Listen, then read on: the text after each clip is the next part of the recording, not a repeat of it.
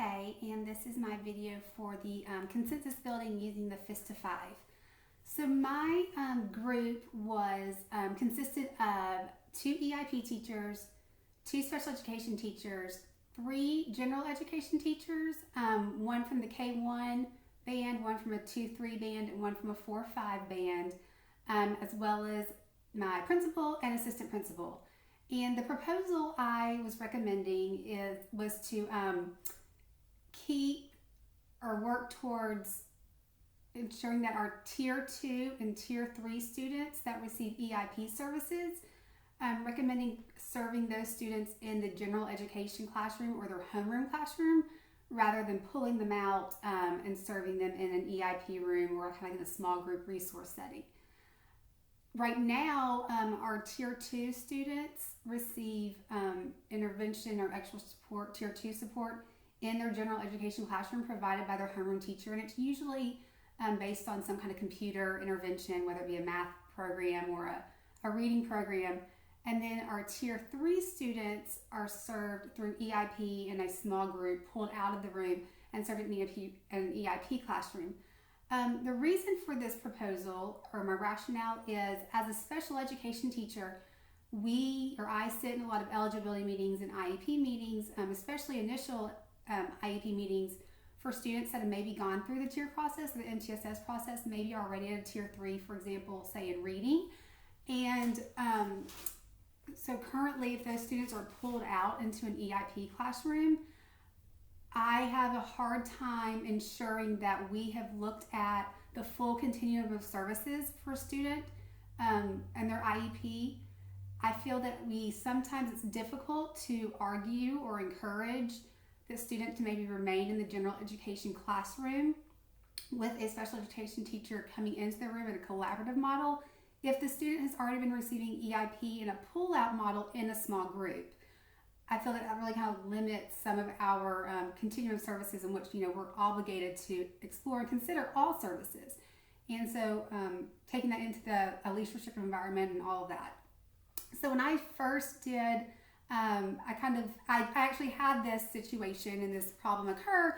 We didn't use the FISTA 5. I wasn't aware of that at that time, but I kind of applied the FISTA 5 to the situation and kind of reflected on what it would have been had we done the FISTA 5.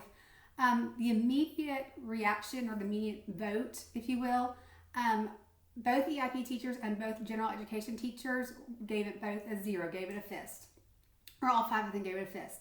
One of the special education teachers gave it a 2, one gave it a 3, and both administrators, both assistant principal and principal, gave it a 2.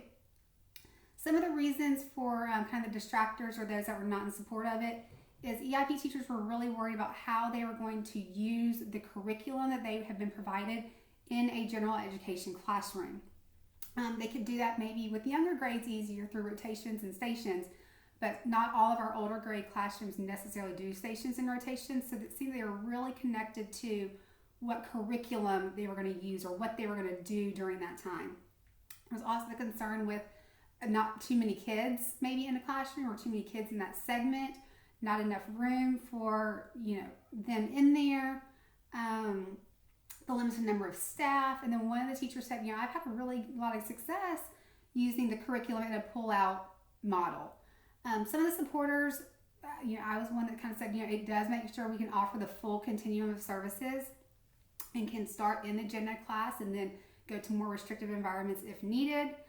Let's see, it would be able to parents kind of to share kind of the differences maybe of what EIP at a Tier 3 maybe looks like coming over to special education, what differences they are, because I get that question a lot from parents of, well, what's different if we say yes to special ed services? What's really going to be different than what they're already getting?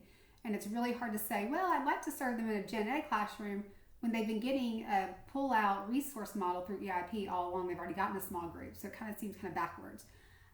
For that, I think it also kind of in support of kind of ensures that students are still being exposed to the general education standards and curriculum content, and that rigor is maintained. Let's see. Also, with older students that are transitioning maybe to middle school or to high school, we also have to take into consideration that students sitting in a resource setting for their first 5 or 6 years of elementary school once you hit the middle school level and high school level, if they're going to stay in a resource setting, you have to ensure that that teacher is also certified in the areas for which they're going to teach. So not all middle school special education teachers have a math certification. So if you have a student that's sitting in a math resource class at 5th grade, expecting them to sit at a 6th grade math resource, they may not have that certification able, or that teacher may not have that certification to continue to serve that. And there's still going to be a need for resource settings. Some students are still going to need that level of instruction.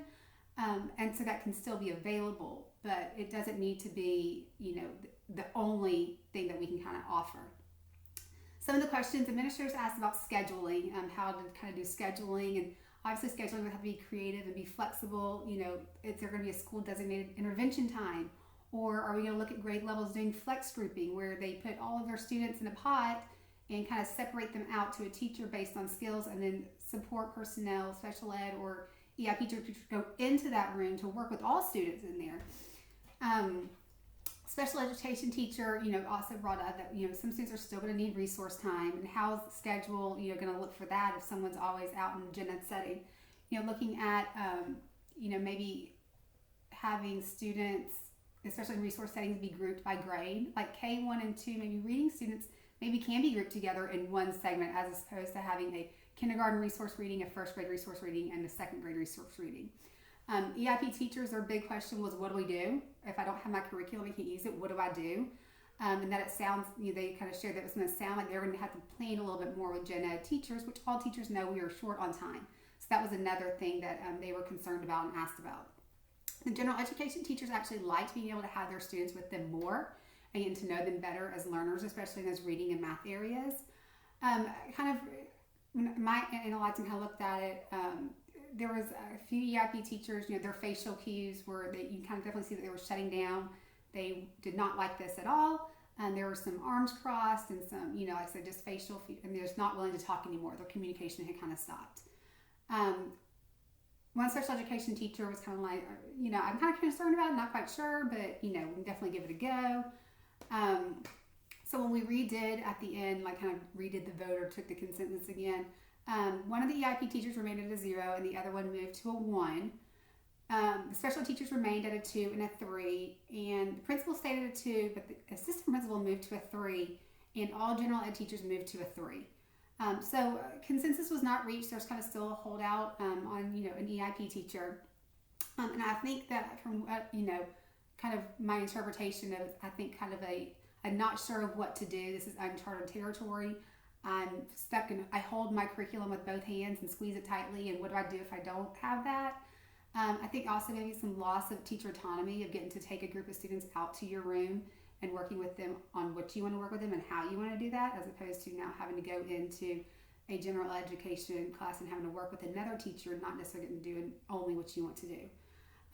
Again, as a special ed teacher, I liked having the option to be able to offer the full continuing services.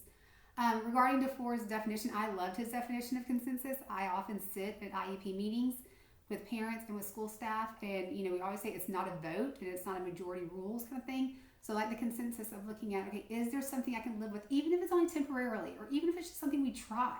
Is this something that we can live with, or is this something that I still have concerns and reservations, but I'm not gonna get in the way of it? I can try it, I can give it a go, and try to support it. And it doesn't have to be an end all be all and it's a one and done. It can maybe just be like temporarily, like let's try it and kind of see what happens. So I thought his definition was very good, and I really did appreciate that, and we'll definitely use that in IEP meetings kind of going forward, talking about like a consensus.